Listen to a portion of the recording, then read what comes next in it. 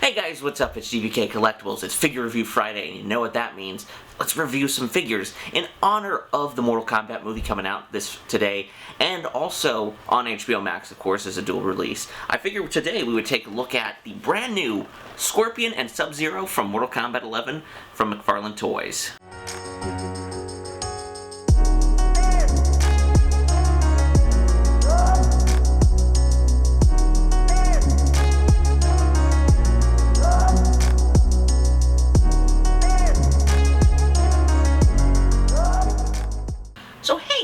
As I said, today we'll be taking a look at these brand new Mortal Kombat 11 figures that came out, I think recently. My local comic book shop just got these in, and I was really excited because I really wanted to get a really cool Sub-Zero figure and a really cool Scorpion figure, but since the OG versions of these two go for ridiculous amounts of prices online, I decided to settle for these ones. Plus, I really love the Scorpion skin on this. It's called In the Shadows. These are alternate costumes of each of the characters in Mortal Kombat 11, because you can actually change your costume, which I think is really cool, and that's a cool addition.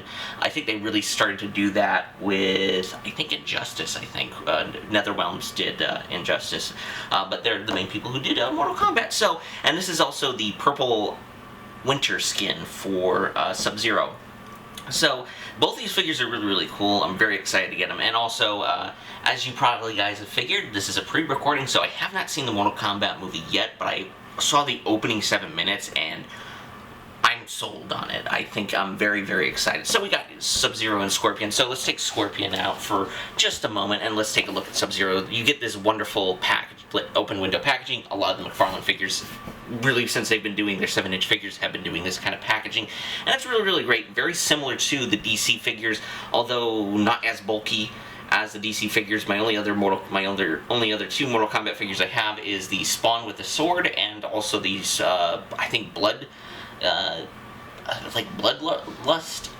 Spawn with the mace, which is really cool too. But you get the back of the packaging, you get Scorpion in a really cool, Sub-Zero in a really cool packaging. You get really nothing at the top and really nothing at the bottom, except for the price tag. But you get a profile shot of Scorpion. Looks not Scorpion, Sub-Zero looks really good. I'm gonna get these two confused, even though I know they are completely different characters. I'm going to get them confused just because this is a dual review of both these figures. So, let's get on to Scorpion himself. Scorpion probably is looking to be one of my favorites in the packaging. I actually think Scorpion may be my favorite Mortal Kombat character when I'm thinking. I don't play the games all too much because I'm just a button masher, but I do really love Scorpion's design. I think he's a really awesome character. His backstory is really cool too.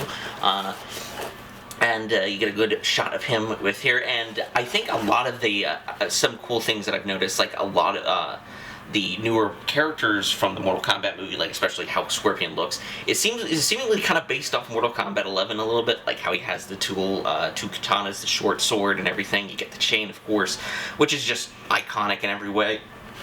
But yeah, nothing on the bottom, so pretty much same exact packaging as Sub-Zero. So without me gabbing on any longer about both these wonderful figures, let's take them out of the packaging and see how they are. And here we have both Sub-Zero and Scorpion out of the packaging, and I gotta say, these figures are dope. It could be just that these are the older molds, the same mold that they've been using since the original Mortal Kombat 11 Sub-Zero and Scorpion came out, but damn, these are really cool figures. I love the accessories that come with them. It's super cool. Sub-Zero come with the translucent skull. I think that looks so cool and so awesome. Oh, and something I didn't notice about the skull, we'll get into details later, but there's a little eyeball coming out of it, which looks really cool. Both these figures look really cool. If I had to pick a favorite, I think it's definitely the Scorpion, although it could be a little biased because I do like Scorpion. Even though I do love Sub-Zero, I love both these characters because it is weird. So technically, Bihan, who was the first Sub-Zero, he was kind of a bad guy, and Scorpion killed him because, Bihan killed his clan. But his brother, I forget his name, but I will put it in the description, and if I find I'll put it in the videos, but he's actually a good guy, and him and Scorpion kind of become friends, and that's actually a big crux of the story for Mortal Kombat 11, is these two are actually teammates, and they're actually friends, which is really, really cool. I assume this is the second Sub-Zero. I can't remember his name off the top of my head, but I will definitely say it probably later because I'll look it up after. But both these figures look really, really great. The accessories they come with look really, really cool, which we'll get into, but we'll touch base on these individual characters with their details and everything. I think the sculpts look fantastic, even though I think these are the same molds that they have been using for these respective characters since the first figures came out, but damn, they are cool. They are super, super cool figures, and I really love them. So, without me gabbing on any longer about the detailing or how they look, let's jump into the accessories real quick. I'll just do both, talk about both the accessories for both these characters real quick, then we'll jump into each respective details for them. And as I said, both these characters come with some accessories. Sub-Zero more has a little less comparative to Scorpion, but I think both accessories for both figures are really, really awesome. So starting with, I'll get this out of the way for both of them. As always with any of these McFarlane figures, whether it be a DC figure, a Warhammer figure, or even Mortal Kombat figures, of course, they do come with these cool little display bases for the characters themselves, which is really, really cool. They're practically the same, nothing really too different. I actually do hope McFarlane does do some movie figures, because I really love the design for both Sub-Zero and Scorpion in the movies. I think they look really, really good. So yeah, those are the two bases. So let's jump into, so the first one, my favorite accessory I think on Sub-Zero is gotta be this skull. Like the translucent plastic on it is really, really fantastic. It is translucent and there is purple. So initially I think this was like a blue skull, because what Sub-Zero does is he's able to, how he's able to use like the cold powers and everything. This is just coming from somebody who hasn't played the games. He actually has a thing called ice magic, which is really, really cool, and really, really, like, he's like not ice bender, I want to say, because I will get people pissed off, but it is really cool. There is an eyeball, which is really, really cool, that I did not notice. It's going to be a little hard to pick up on camera, but you kind of see, oh yeah, right there, you kind of see it drooping right there, which looks really, really cool. Translucent plastic looks really, really cool. And he comes with these two ice axes too. They're both purple, and they're really, really well detailed too. So like they have that translucent plastic too, which look really, really good on the light and it's really showing well. Another cool thing I really love about the axe is the amount of detail that is in the axe, which is really, really cool. It's really ornate and has a lot of cool sculpting in it, which is really, really cool, really well done. I think that's how it is in the game too. Once again, I haven't played Mortal Kombat 11. The last one I think I played was Mortal Kombat X, which was the previous release from a few years ago, and I have a fun time with it. It's really, really cool. So yeah, the axes look beautiful. Now with Scorpion, he does come with his get over here, this chain, really here, which looks really, really cool. And this is probably what I'm gonna have him pose with. I'm gonna have him like kind of have it wrapped around his arm, which it looks really, really cool. You can actually do that really well, because while it isn't a bendy wire, it is relatively a bendable plastic, which looks really, really good. A lot of good silver. It's silver, and there's some cool like black hints of making it look like an actual chain, which is really, really cool. Make sure to show kind of the gaps in between, give it an illusion that it can look like it looks in between, which is really, really cool. And along with, he comes with two swords. So he comes with, I think, this short sword and this long sword. They're both really, really well detailed and really, really cool. Not too, like, I wouldn't say there's actually too much detail on these, because there is this silver paint. I can't really tell. It just looks like it's a flat silver paint, or kind of like a kind of grayish, I don't know. But they do come with the handles, which look really, really cool. And they both come, like, one of the things I really like is due to Scorpion's costume in the game particularly, he does come with storage, so he has this smaller knife and this bigger, this long sword and the short sword. Both look really, really good and well done, I think, in my opinion. I think these are very, very cool. So, yeah, that's all the accessories out of the way. Oh, I should talk about the sheath. The sheath are little, like, black, which both of them look black. There's cool silver detailing here at the bottom, which look really, really cool, and the little silver ring right there, which I think looks really, really fun. Both of these, how it positions on the figure is like this. We'll get a closer look of these when we talk about both Sub-Zero and Scorpion when we talk about their individual details in a minute. So yeah, these look really, really good. I'm really happy for with the detail on this figure. So with that out, with the all the accessories out of the way, let's jump into. I think we'll jump into Sub-Zero, then we'll jump into Scorpion after that.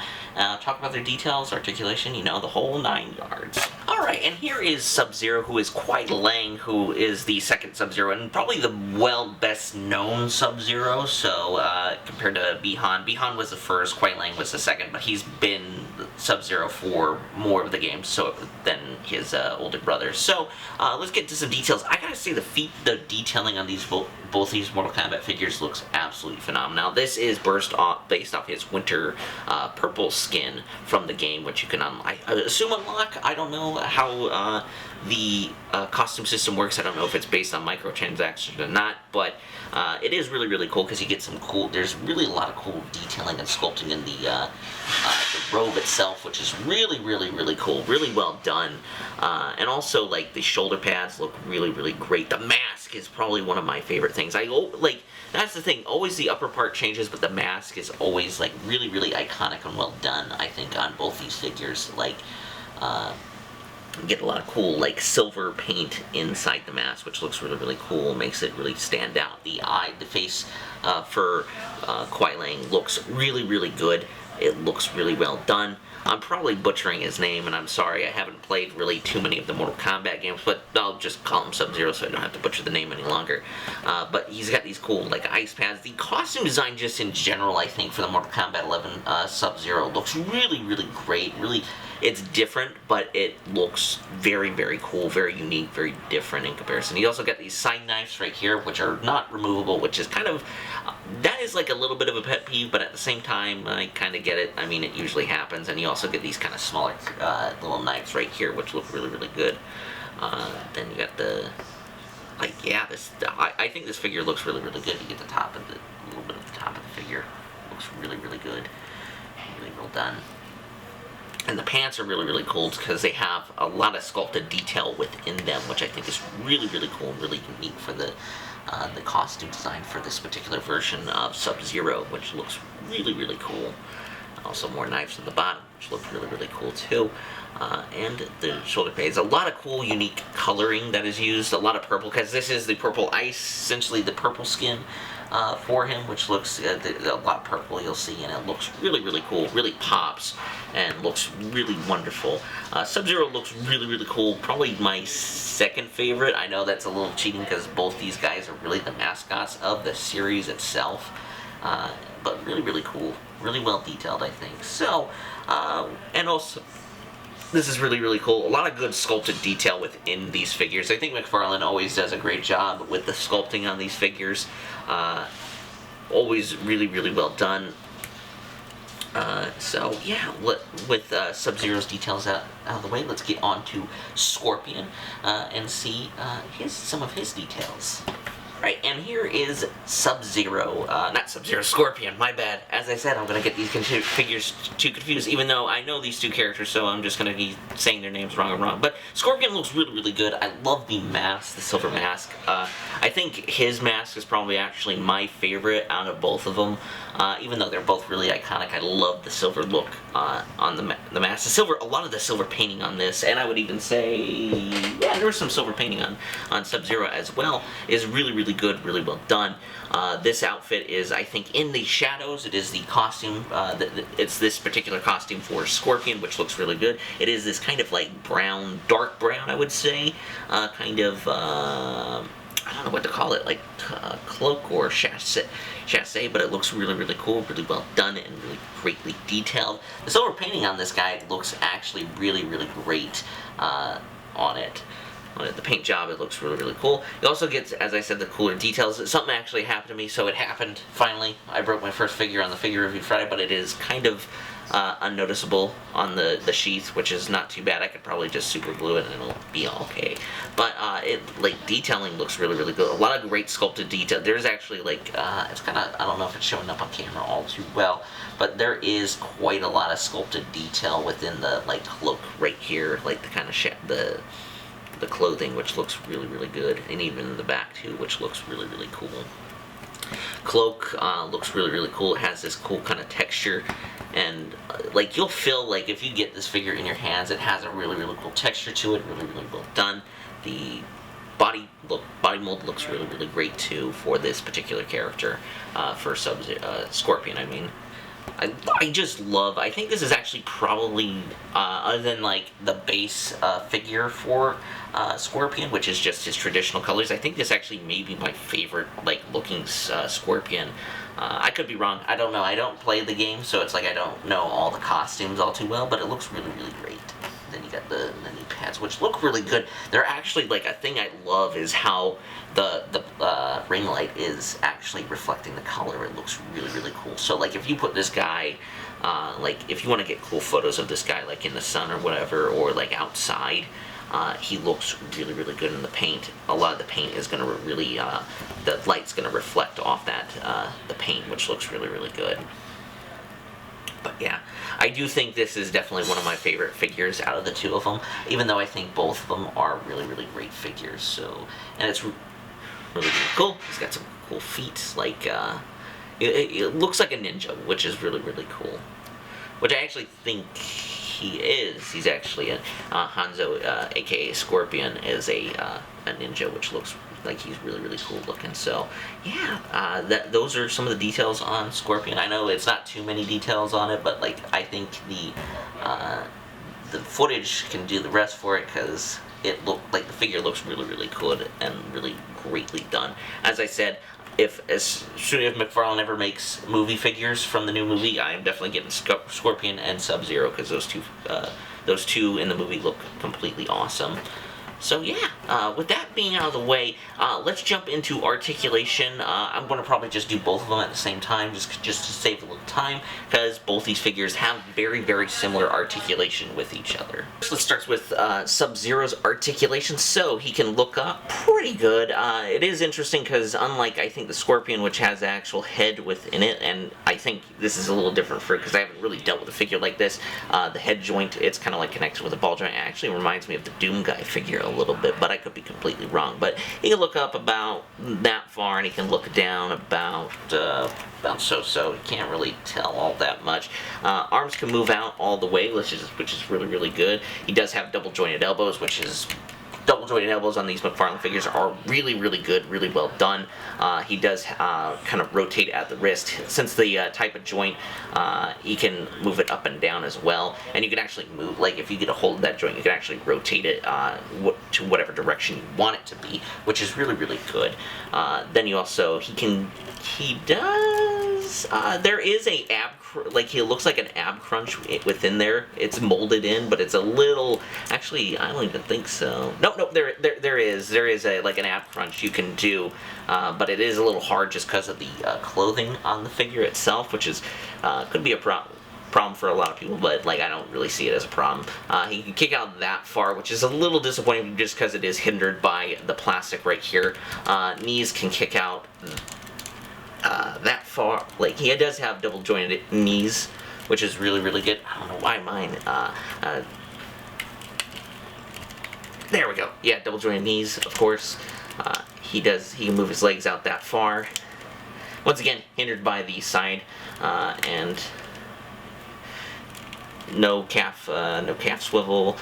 Feet can move up and down, and he does come with an ankle pivot, which is really, really good. So articulation, I would say, is really, really good for Scorpion, Sub-Zero. So let's jump into Scorpion. So Scorpion can look up pretty much about the same much as Sub-Zero.